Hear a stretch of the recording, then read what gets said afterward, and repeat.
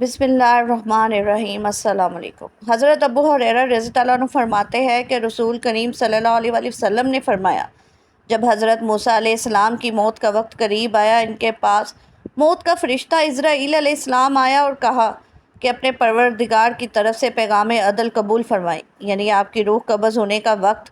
آ پہنچا ہے، فاضل اللہ ہونے کے لیے تیار ہو جائیں۔ حضور کریم صلی اللہ علیہ وسلم نے فرمایا، حضرت موسیٰ علیہ السلام نے یہ سن کر فرشتہ موت کو تھپڑ رسید کر دیا، جس سے اس کی ایک آنکھ پھوٹ گئی۔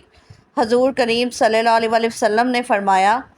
موت کا فرشتہ دربار الہی میں واپس گیا اور عرض کیا کہ پروردگار، تو نے مجھے روح قبض کرنے کے لیے اپنے ایک ایسے بندے کے پاس بھیجا جو موت نہیں چاہتا، اور یہ کہ اس نے میری آنکھ بھی پھوڑ دی ہے۔ حضور کریم صلی اللہ علیہ وسلم نے فرمایا، اللہ تعالیٰ نے فرشتہ موت کی یہ شکایت سن کر اس کی آنکھ درست کر دی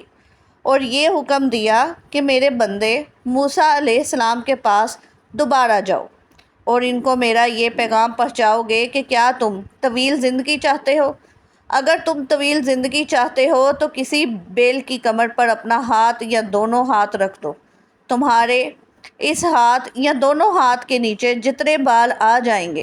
ان میں سے ہر ایک بال کے عوض تمہاری زندگی میں 1 سال کا اضافہ ہو جائے گا۔ فرشتے نے دوبارہ حاضر ہو کر حضرت موسیٰ علیہ السلام کو اللہ تعالیٰ کا یہ پیغام سنایا تو انہوں نے کہا کہ اس طویل زندگی کا بھی آخری نتیجہ موت ہی ہے، تو پھر وہ آج ہی کیوں نہ ہو جائے؟ میں اسی وقت موت کی آغوش میں جانے کے لیے تیار ہوں، لیکن میری یہ دعا ضرور ہے کہ رب کریم تدفین کے لیے مجھے ارض مقدس یعنی بیت المقدس سے قریب کر دے، اگرچہ ایک پھینکے ہوئے پتھر کے بقدر ہو۔ اس کے بعد رسول کریم صلی اللہ علیہ وسلم نے صحابہ کو مخاطب کر کے فرمایا کہ اگر میں بیت المقدس کے قریب ہوتا تو تمہیں حضرت موسیٰ علیہ السلام کی قبر کا نشان دکھا دیتا، جو ایک راستے کے کنارے پر سرخ ٹیلے کے قریب ہے۔ اب سوال یہ پیدا ہوتا ہے، ایسا کیوں ہوا؟ اس بارے میں ابن بطار رحمۃ اللہ علیہ لکھتے ہیں کہ اصل میں اللہ تعالیٰ نے فرشتے کو حضرت موسیٰ علیہ السلام کے امتحان کے لیے بھیجا تھا، نہ کہ موت کے لیے۔ امام نووی رحمۃ اللہ علیہ نے اس حدیث کی شرح میں اس کی مختلف وجوہات تحریر فرمائے ہیں۔ ایک وجہ یہ بیان فرمائی ہے کہ در حقیقت اس میں تھپڑ کھانے والے فرشتے کا امتحان تھا، یعنی اللہ تعالیٰ کے مقدس انبیاء کرام علیہ السلام کی روح قبض کرتے ہوئے پہلے اجازت لی جاتی ہے، کیوں جا کر براہ راست روح کی حوالگی کا مطالبہ نہیں کیا جاتا، اور اللہ تعالیٰ جس کا چاہیں امتحان لیتے ہیں اور جو چاہیں اپنی مخلوق میں پیدا فرما دیتے ہیں۔ ایک وجہ یہ بیان کی گئی ہے کہ ملک الموت جب انسانی شکل میں آیا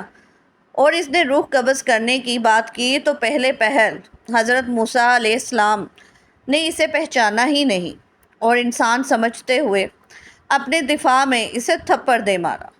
اور یہ ضابطہ ہے کہ جب فرشتہ